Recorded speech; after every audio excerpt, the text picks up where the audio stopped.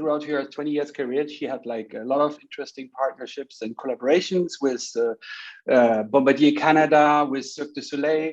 And today she will have, we talk about her first NFT drop. Welcome everybody, Heidi Taillefer from Canada. Yay. Hi everybody. Hi. All the audience, hi. Yeah, welcome to our viewers on Twitch, on YouTube. Yeah, we're excited about this show. And we want to talk about a little bit the Frogs, which is the series that we're going to publish on Sunday. Sunday, it's going to be the 19th of September, 16 UTC. And in order to learn a little bit about like the series and Heidi, the artist behind it, we want to do this interview, and I prepared a couple of questions. Are you ready for the questions? I am ready.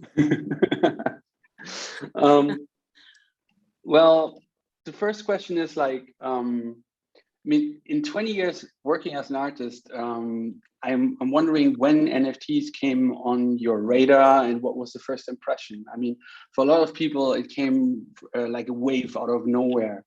Yeah, it's pretty much how it happened for me too.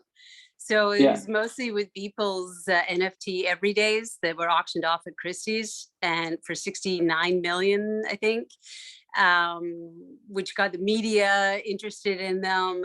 And so I was pretty late in the, not late in the game, but I didn't have my ear to the ground about crypto art at all. So that's how I learned about it. And my impression at first was amazement. I taught at a digital art school for about 7 or 8 years, and I've seen digital art. Yeah. And it's incredible what the artists are doing. So I thought it was at least a really good opportunity for them to market the work that they're doing, which is beautiful a lot of the time. I mean, yeah, it's really quite something. So, you know, I thought that this was a really good opportunity for them to have a support platform and a market for them to at least sell their work, which is very good. And then I immediately thought about the possibility of getting involved in it. But then I realized, or I started learning about the impact that minting some of these NFTs had on the environment and the energy required. So using proof of work technology. So because of that, I decided against it. And then I made some announcement on Facebook saying I'm not going to get involved with NFTs and whatnot. But then I learned about proof of stake technology, which is much different. Yeah, and hardly leaves any carbon footprint. So then I thought, well, there's more of a possibility, but it still is something that is quite new to me and a bit of a mystery to me. And I'm just learning about all the technical aspects of it still. So, but it's very interesting. Right. I mean, there are so many artists out there that are still learning and still exploring, still experimenting with all the things that you can do. There's collaborations happening, platforms are happening. The first traditional galleries and museums are tapping into this whole new field of media. And as you said, like it's really a platform for, first of all, digital artists. You being mainly, I mean, you just told us that you're teaching digital art. Maybe we can talk about this a little bit later. Okay, yeah, but yeah. I taught no, tell painting. Okay, sorry. I taught traditional painting in a digital art school. Yeah, so my students were all digital artists, and to them, traditional painting was super challenging because they were working with a new medium that they were trying to get used to, like a physical medium. But they would show me their work, you know, so I saw their portfolios and I was totally blown away by what they were able to do digitally. Yeah. And it did inspire me to buy a Cintiq. So I bought a Wacom tablet because I have a friend who does amazing digital art. And he was really encouraging me and saying, oh, this is going to change your life and it'll change your work and everything.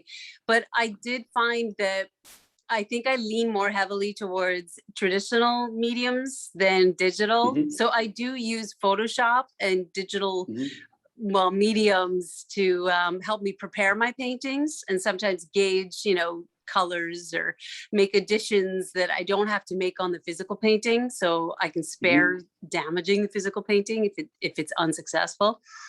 But for the most part, I tend to stick towards digital mediums. Sorry, not digital, traditional medium. oil paint, Right. oil on canvas and drawing on paper, stuff like that. Yeah. Yeah. Yeah. Which were the basics for the works that we are turning into NFTs right now. Yeah. The frogs. So my question is like, you made the decision to release some NFTs, and but for you personally, what are the opportunities? You just talked about the opportunities for digital artists to market themselves, but for you personally, like what was making the decision of releasing NFTs, and what do you see there as an opportunity and possibilities to Uh, extend your reach or try out new things? Well, it's to try out new things. It's also to participate in a new paradigm shift, I think, in the art world that is happening now that it's totally like a new platform that people are able to exhibit their work on and sell their work on. I was interested in broadening my audience because I think that a lot of collectors, art collectors, don't necessarily they're not really necessarily interested in cryptocurrency or crypto art. So those who are into the crypto world is like a whole other audience for me to be able Hmm. to exhibit my work to. Yeah, and So they also can, you have a reach, like you publish your NFTs, and then all across the world people can see the work and then potentially buy it without any shipping or storage or yeah, insurances, all these kind of things, yeah, right? So exactly. it's yeah, I think this is another opportunity for traditional artists also to get in and have little collectibles from their derived from their art. Yeah. Um, but like you just like pointed a little bit in this direction that not many of the traditional collectors are into crypto art necessarily or into cryptocurrencies. When you were talking to like your collectors or your friends and family, like what kind of reaction did you get? I have one friend who is totally into crypto. Like he loves all things crypto. He sent me a documentary the other day on Bitcoin and the Uh-huh. impact of minting Bitcoin and the environmental impact. And it was all about currency and world Yeah. currencies throughout the ages and this proof of work that's been used to create wampum belts that were used by native populations as currency, shells or Right. like, yeah, circular tablets. And so this all required a certain amount of work to produce, and that's what gave value to the currency or the form of money that was being used to trade with. And so Right. it talked about the petrodollars and how terrible that is for the environment.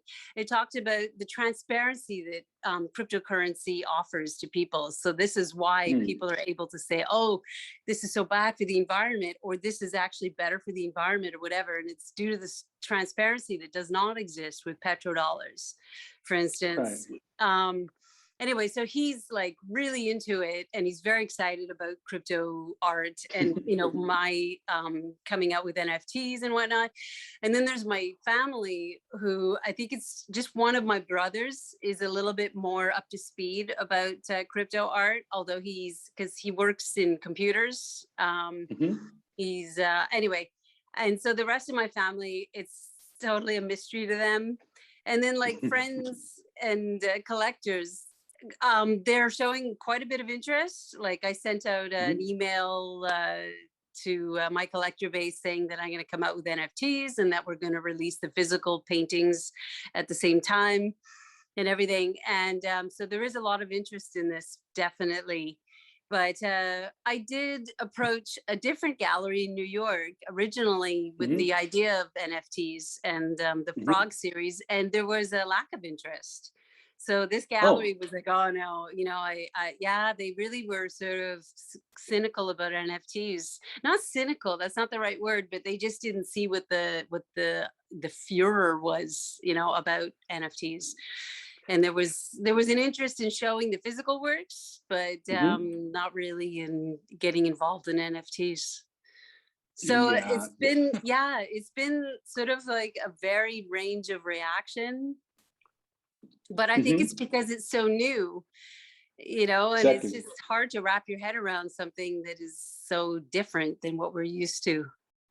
Yeah, there's definitely a learning curve, and I think Yeah. for a couple of galleries, it maybe poses a little bit of a threat, seeing that there's so much capital flowing into like new forms of art, and it's basically like NFTs give the opportunity to for the artist or for any creative person to directly get in contact with a potential customer, and then there's a lot of like uncurated art and uncurated creativity floating around. So I think that's something Yeah. where galleries or traditional curators or museum are rightfully a little bit like maybe skeptical in the beginning, but over the last Yes. year, I saw a lot of people like the more they understand, the more they climb up the learning curve, they're at least getting more and more curious.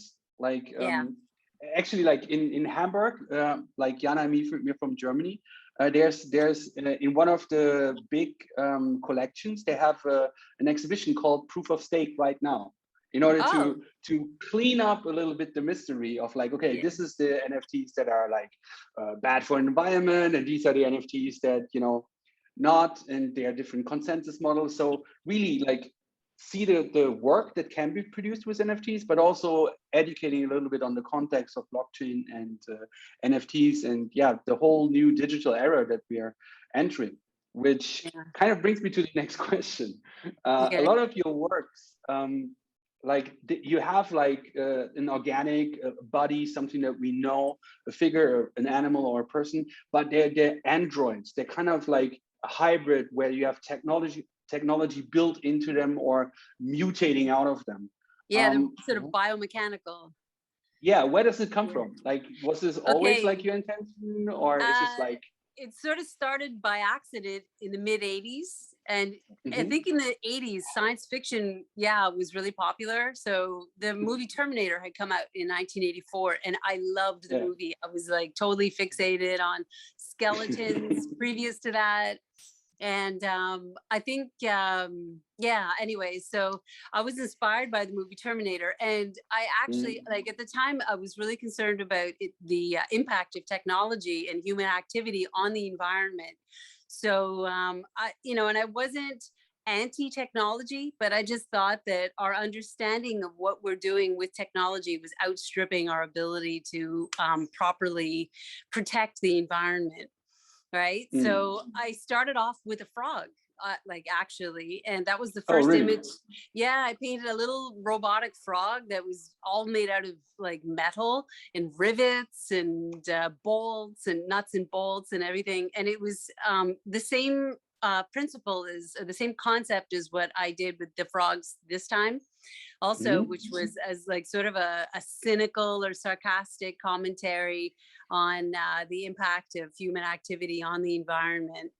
And then what I did is I kept painting robots, like I kept painting animals like a polar bear made out of aluminum or chrome or whatever, set in the Right. Arctic with like a recycling label on it.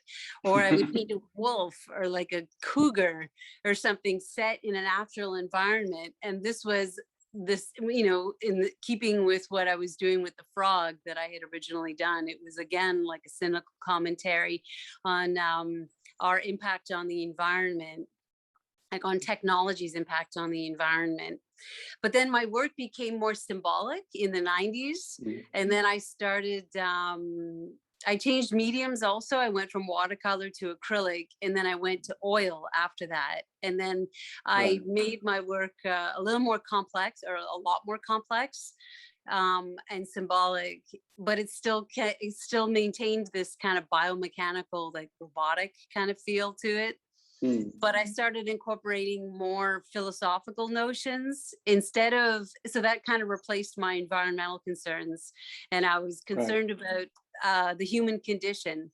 So just like the trials that we go through that are universal to us and endless, like ever since Right. like Greek mythology talks about so many of the trials and tribulations that the human animal has to go through. And Hmm. this is what I started to incorporate into my work. And then as my work evolved, I went, well, this makes a lot of sense because we're evolving technologically and we're kind of merging with technology, in medicine and in all fields. And but then like our human condition remains the same. So we're still subject to the same situations that we've always been subject to, in spite of our evolution with technology. So that's where my work is at now. Right. Yeah. I mean, we thought a little bit about the world where the frogs are living in, and what kind of world you created surrounding these frogs. And the interesting thing was all these biomechanical iterations, versions of everything are really dystopian, really gray, dystopian, and this frog world was kind of white, so green. It's like the biosphere in this dystopian world, kind of the green biosphere, the Eden, maybe. Yeah. Well, it's supposed to be the natural world. It's supposed to still be nature in all of its splendor and its beauty, and it's fresh and it's bright, you know, but the frogs themselves are supposed to be surrogates that are replacing species that have gone extinct because of the impact of, you know, human activity on the planet. And so like frogs are normally natural biomarkers in nature. I'm not a biologist, but this I do know, is that frogs are the first species that indicate environmental stress, or, you know, from pollution or from whatever environmental degradation that exists. So the idea was to replace a key species in the chain of the animal kingdom with a surrogate, because once you lose a species in that chain, it doesn't support the upper part of the chain or even the lower part. Like you really need sort of all of these players to be on board, you know, like on the playing field. But the backgrounds are not dystopian. Like the backgrounds are bright, like they're pleasant, you know, they're supposed to look like this natural. So there is supposed to be a juxtaposition of this, you know, dystopian element, like the frog replacement with a natural. Yeah, they don't look like Terminators at all. No, they don't look like Terminators. Yes. But my first frog, the first frog did kind of look like a Terminator frog. Okay. Like it was, a lot more his eyes and the red eye. Yeah, the red eye. No, yeah, that's really something, because like the beauty of it and like the brightness of the colors, and it gives me a really cheerful vibe. And then only on the second look, you kind of see, oh, there's something wrong, or there's like some bionic arm or something like this. But it's still something more interesting. It doesn't scare me at all. So the whole approach that you're having, like, and how is mankind like going through an evolution and living with technology and using it maybe for something good, you know, is transported in this art. It's not neutral. It's not trying to be scary. It's not over positive. It's just like that might happen, but it's pleasant. I think that's something the word that you used.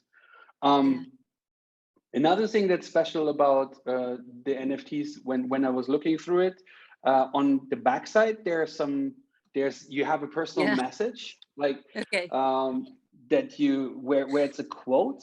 Is this quote also a little bit related to the frog? Is there a hint? Is there they seem even like more joyful and humorous, kind of like the quote quirky. is to add levity to something that is dystopian.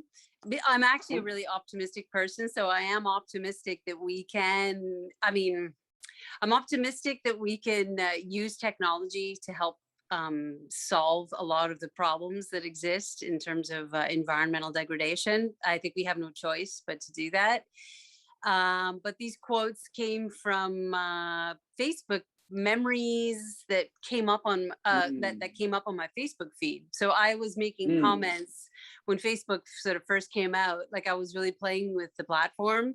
I thought it was like a really fun, creative opportunity to express myself, you know, and just be kind of silly with it. So I would just make comments every day, or like, you know, every few days about whatever it was. You know, if I was eating a salad, I wasn't making a salad and mixing it. I was like eating one ingredient at a time, very slowly, all day long. So I would comment on this and just make sort of kind of silly observations about what I was doing during the day or what I was thinking. And then I thought I would include these on the backs of the Polaroids. I don't know, just almost as if it were like a postcard that you could send to someone. and then kind of Yeah. brighten the day with a fun comment. Yeah, it's interesting because like like when you're speaking about like the beginning of Facebook and you were experimenting with there, it's like over like more than a decade ago, I guess. And Yeah. like these Polaroids are also like something that's more retro. It's also Yeah. coming up right now. So the whole thing is like we have something futuristic, like these biomechanical frogs, but they're like kind of a memory, like contained into like a retro frame, like the Polaroid, but then you have also these comments that are coming out of your past. So it's Yeah. really like so many layers of time travel that it's super Yeah. interesting. But it sounds pretty personal in a way. So Yeah. you must have, did you have fun like choosing these quotes and matching them to the frogs, or I just sort of, like yeah, I how was did. this Like, process? I wrote them. Well, at first I started noticing the quotes, and then I went, these are kind of funny, some of them. Like I sort of went, I can't believe I said that. Like I can't believe I thought that. I mean, yeah. So I was writing them down, and then I just had a collection of quotes, and then I thought, okay, well, I've got these, and then with the Polaroid concept, it just seemed like it could be interesting to add something on the back.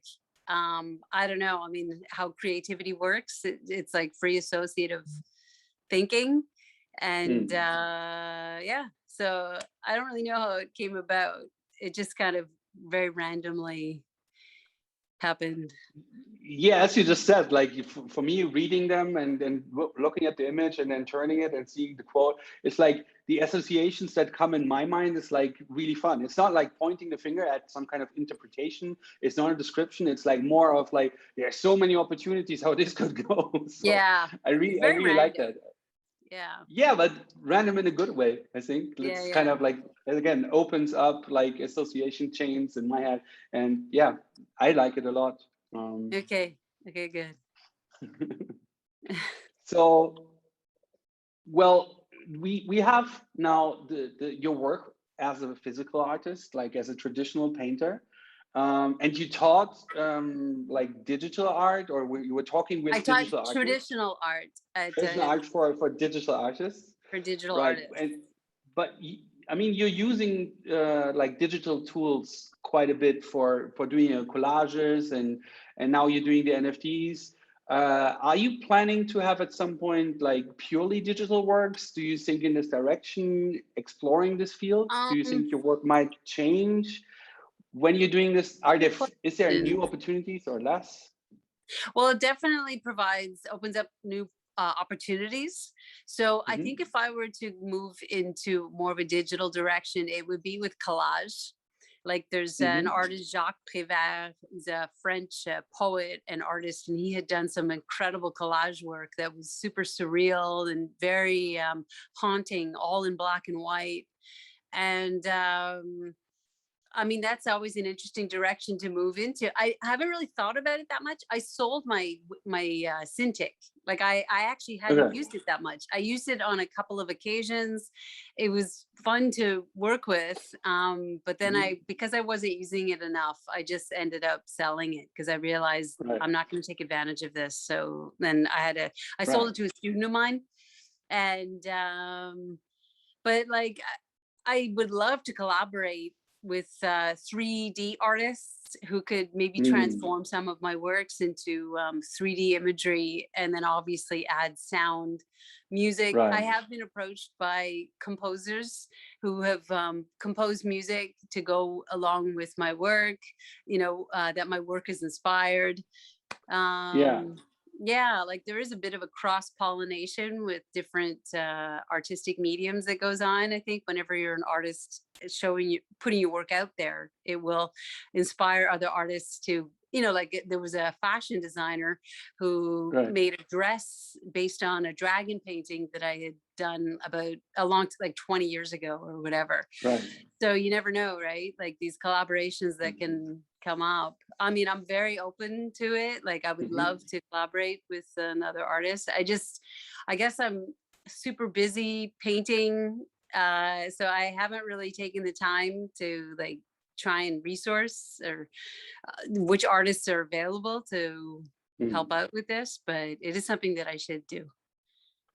Well, yeah, this interview might find some NFT artists or some Yeah, you digital never artists, know. and can Yeah, reach out. Like I was thinking already when you mentioned music just now, like some of these frogs, they have these like turning wheel, and it reminds me yeah, of like these old school music boxes, and just seeing yeah, like a frog like when it's slowly turning and playing a melody, something like this. yeah. I mean, super cool, Something like super that. nice. Yeah, Yeah. exactly.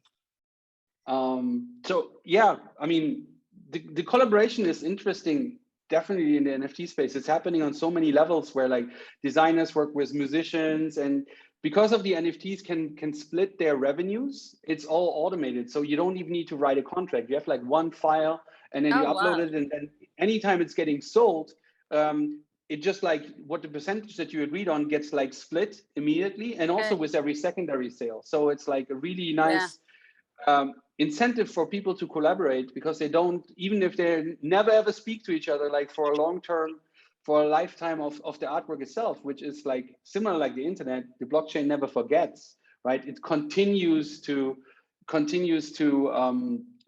pay out and to Yeah. anyone that's involved.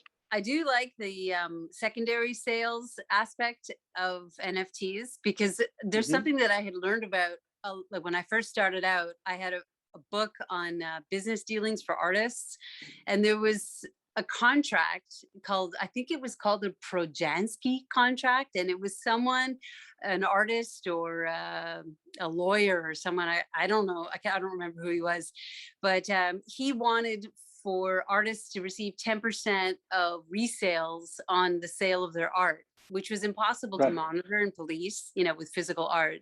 But he just was Yeah. like, look, an artist could sell at the beginning of their career and they could make like $1,000 on their painting. And then 20 years later, the painting could be selling at auction for, you don't know how much, like 20,000 or 100 Yeah. or whatever. And so the artist should at least be entitled to a percentage of that profit increase. Yeah, So because I think it's with NFTs, yeah, anyway. I mean, it's directly connected to the reputation and the life of the artist. And even though, like, if the Yeah, artist like 10 years ago sold a painting, like if he wouldn't have been active for these 10 years and developed, there wouldn't be no value. There's yeah, a direct connection to like how you live your life and how you maintain to work and develop your style or your output. That is the value of these previous works. And there's a direct relation, I would say. yeah, So great. definitely something which NFTs enable. And once we pack or have like traditional artists and physical works also kind of tracked on the blockchain, this is also possible, because that was the problem that we had before. Nobody knows where artworks go. Yeah, Right now, like by tracking via blockchain and make it immutable and make it like easy to monitor, there's an opportunity not just for NFT artists. yeah, exactly. Anyway, I think that was basically the few questions that I had prepared. Do we have anything in the chat, in the comments? And yeah, I want the while Jana is checking this out, Okay. the sale will be on Sunday, 19th of September, 16 UTC. And it's going to be on the Atomic Hub and on the Dotgems marketplace. In the description of the video, we will add some links to that, and also give you guys a little guide on how to create a wallet, because some of the people might not know how to collect NFTs. Some of your collectors might not know how to Yeah, get wax, to get all these things, because I think that's another hurdle that we have to take for now, like yeah, introducing people to like how to purchase, how to store it, how to keep it safe, all these kind of things that we had already like in 2017 with currencies and trading. Now it's getting more into like into arts, NFTs, yeah, these things. So this will be all in the comments, in the description of this video. okay. And let me know if there's anyone in the chat asking questions directly to Heidi. No So far, question at the nothing. moment. No question. No, sorry.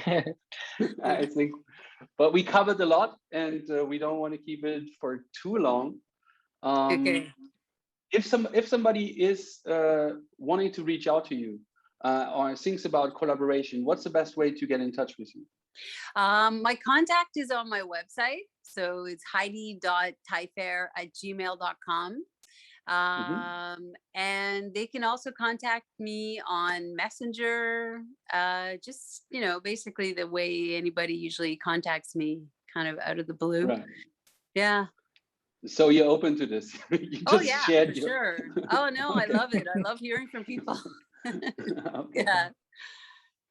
So anything that I missed, anything that you want to share with our audience? Well, I just want to thank them for tuning in and listening to what I have to say about NFTs and about my work. And I hope that they like my work. I hope that the NFTs prove to be satisfactory. Yeah, Yeah, and I I think guess so. that's about it. Cool. Then thanks so much for giving us the opportunity to talk to you. It was Yeah, super, well, thank you like, also. and it was a real pleasure to work with you so far. Oh And yeah, likewise. yeah, absolutely. So let's get these frogs into the wild. Yeah. Thanks everyone for tuning in. Bye. Yeah, Okay. thank you. Bye. Thank you, Heidi.